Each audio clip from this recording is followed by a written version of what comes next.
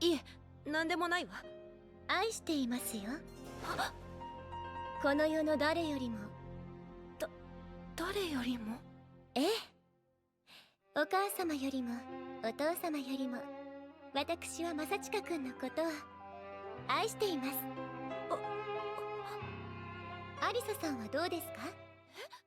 Alya hides her feelings. We are 6 episodes into peak, my friends, and I think we can call this episode the episode of Yuki the Menace.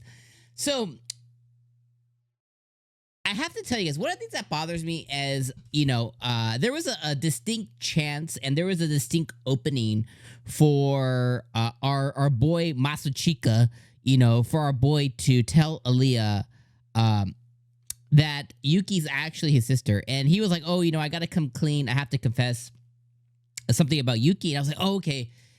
It took 6 episodes, but finally we're here and he's going to tell Alya that, oh, yeah, Yuki's actually my sister, full blood sister, not half sister, not stepsister. She's my real sister. And we just had different last names because my parents got divorced, whatever his story is, right?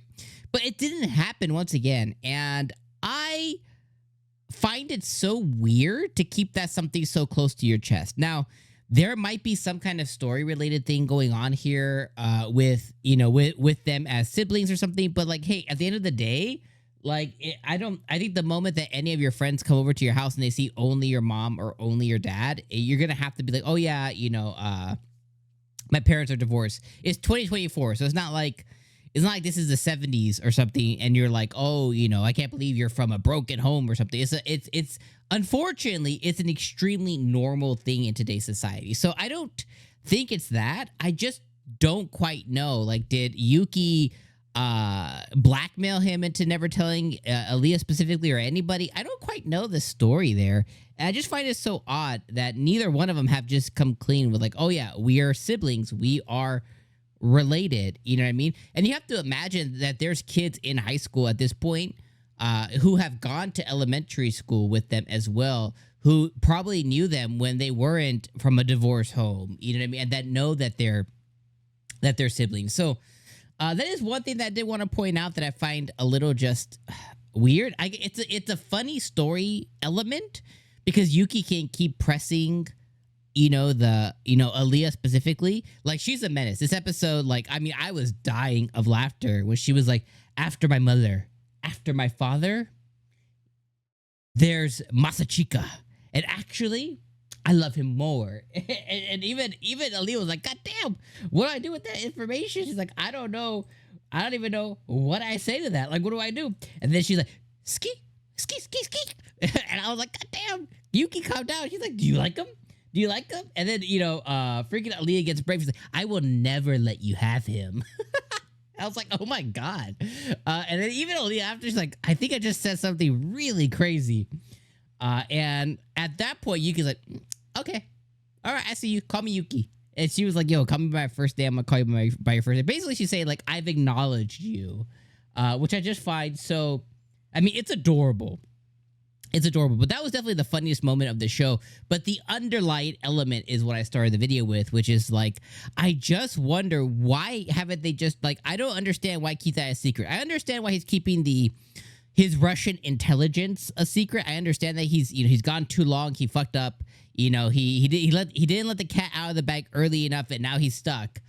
But the sister part, I just don't understand why keep that under wraps. Like, eventually it's gonna come out when, she's at his house for the first time to study or something like that, and suddenly Yuki just walks in or something crazy is gonna happen, and they're gonna have to tell them the truth. If not, you're going to continue to have this stigma. And the other part of it, too, is even Alya was like, oh, is Yuki your girlfriend? And he's like, oh, no. And it's like, that's the moment you say, it could never happen because we're related. She's my sister. But instead, you're like, oh, no. That's just such weird behavior. You know what I mean? Anyways, I'm going to let that one go. The rest of the episode, though, was pretty good. It was really just kind of like setting the story straight with Alya and her capabilities of potentially being a student council president. We got a really deep backstory about Yuki when she and Masachika went and they ran for student council president, and how they left some other girl in the dust, and they had a really cute date, and they shared ice cream, they shared a meal together, and again Alya tried to eat spicy food, and she's just not about that life, which is totally okay. But they shared a really cool date, and again, Alya was with the compliment me, shower me, in her own language, and Masachika's like, oh my god, what do I do with this information, kind of thing. And then they shared their indirect kiss, which that's definitely a cultural thing, at least the way it's depicted in anime. I don't know if it's a thing in real life, I would need to call up an old friend to see if it's a real thing, but it comes up so frequently, you have to assume that even as a joke, it's something that comes up in Japan. And I think it's very much a thing in Japan. Like when I was in middle school, or elementary or high school, you know what I mean? Like I had, you don't share drinks or food with, strangers, but with like your friends. I remember sharing drinks, or like, giving my friend, like giving a girl a water, or like, oh yeah, here, have some water, and then taking it back, or a soda, or a Monster, or, Red Bull, or coffee, or whatever, you know what I mean? Like, it's even happened into adulthood where it's like, oh, hey, you want a little bit, you want to try my coffee, or you want a little bit of it, whatever, and you share.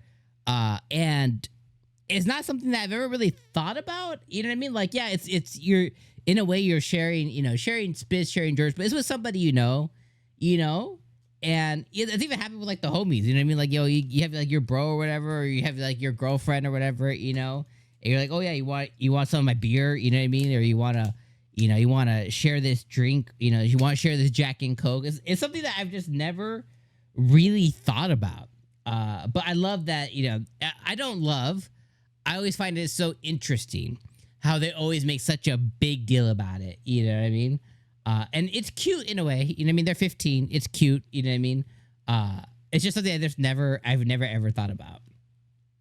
But anyways, they share a date and stuff, and then they go over the plans, and then at the end of it, they introduced somebody called, I think her name's Ayano? Ayano, I think is her name. Let's see, let me just make sure.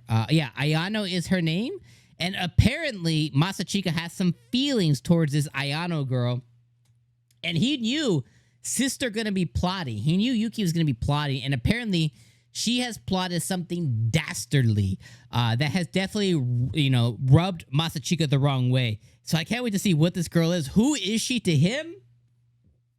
Who is she to Yuki? What's their story? What's their history with each other? He definitely did not look pleased or happy. And Ayano also called Masachika Master Masachika. So what is the deal there? And the fact that Masachika just has Riz oozing out of every pore of his body is just wild to me, because he's not trying. But he does definitely gravitate, including his sister. He definitely Riz is the Riz. He's definitely the Rizzler, Batman supervillain. So those are my thoughts this week. Let me know your guys' thoughts. Another great episode. I know I kind of bitch and complain a little bit about, the sister stuff and the indirect kiss stuff, but it's more of just a observation and less of like, it didn't deter or it didn't degrade my experience. It didn't make me not enjoy the episode at all. It's just one of those things of just like, what, I really want to know, like, why are they not telling people that they're siblings? And the other part is the indirect kiss, and that's just, that just happens in every anime that has some kind of romanticness. There's always an indirect kiss moment, almost always. And that's just one of those interesting tidbits of just silliness. But I still thought it was a good episode, 9 out of 10. All right, I'll see you guys next week.